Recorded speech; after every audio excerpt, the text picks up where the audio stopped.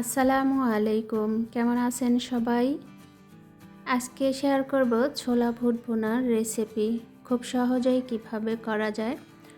কড়াইতে দিয়ে দিলাম পরিমাণ মতো তেল, সেখানে দিয়ে দিলাম এক টুকরো দারচিনি। দারচিনি থেকে যখন খুব সুন্দর একটা স্মেল বের হবে, ওই পর্যায়ে দিয়ে দিলাম বড় একটা পেঁয়াজ কুচি, তারপরে দিয়ে দিলাম কিছুটা রসুন কুচি।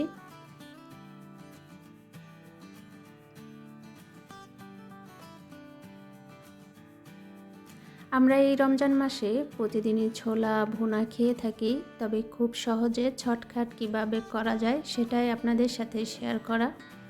তারপর কিছুক্ষণ নেড়ে চেড়ে আমি পেঁয়াজটা ভেজে নিচ্ছি। এ পর্যায়ে দিয়ে দিলাম অল্প পরিমাণের পানি, তারপরে দিয়ে দিলাম 1 টেবিল চামচ মরিচের গুঁড়ো, 1 টেবিল চামচ হলুদের গুঁড়ো, আধা টেবিল চামচ ধনিয়ার গুঁড়ো, আধা টেবিল চামচ জিরার গুঁড়ো, তারপরে পরিমাণ মতো দিয়ে দিলাম নুন, যার আছে অনেক গুণ।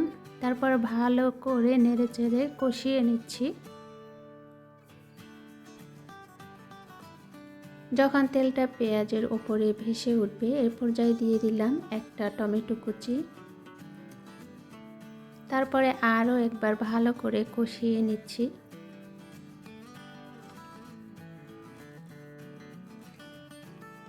তারপরে দিয়ে দিলাম ছোলাগুলো, আর ছোলাগুলো আমি আগে থেকেই একেবারে ভালো করে সেদ্ধ করে নিয়েছি।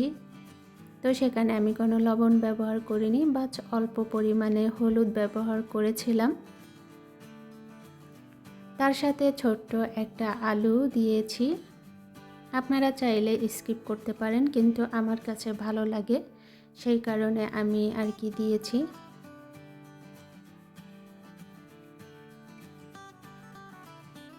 যেহেতু আমার ছোলাটা সিদ্ধ করা, সেই কারণে আমি অল্প পরিমাণে পানি দিয়েছি আলুটা সিদ্ধ হবার জন্য।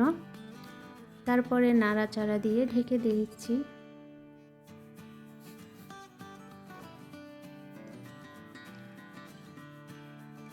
দশ থেকে 12 মিনিট পরে আবার নেড়ে চেড়ে ভালো করে রান্না করে নিচ্ছি। এ পর্যায়ে এসে আমার আলুটা সেদ্ধ হয়ে গেছে। তারপরে দিয়ে দেব কিছুটা কাঁচামরিচ ফালি।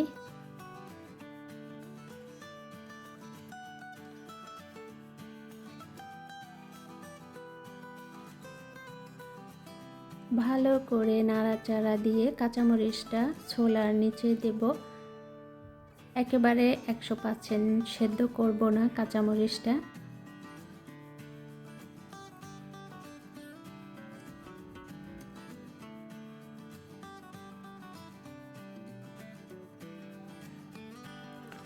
এই পর্যায়ে এসে আমি কিছু পুদিনা পাতা দিয়ে দিলাম।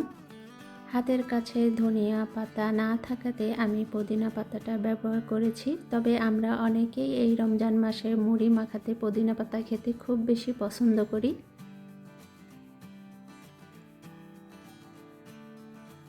তো পুদিনা পাতাটা দিলে কিন্তু ছোলা ভুনাটা খেতে অন্যরকম একটা স্বাদ আসে। আর স্মেল তো আপনারা অনেকেই জানেন, অনেক সুন্দর একটা স্মেল আসে পুদিনা পাতা থেকে। তো আমার ছোলা ভুনাটা আর কি হয়ে গেছে। তো এবার আপনাদেরকে পরিবেশন করে দেখিয়ে দিচ্ছি কেমন হয়েছে।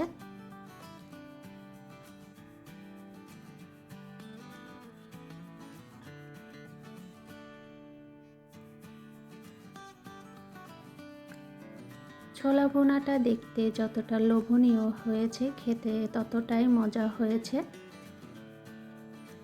ভিডিওর এই পর্যায়ে যেই আপু ভাইয়ারা আমার সাথেই আছেন, তাদেরকে অসংখ্য ধন্যবাদ আমার ভিডিওটি দেখার জন্য।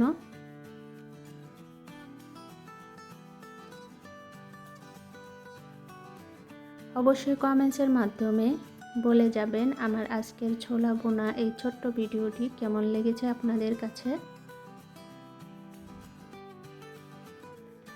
সবার সুস্বাস্থ্য কামনা করে আজকের মতো বিদায় নিচ্ছি। আসসালামু আলাইকুম, আল্লাহ হাফেজ।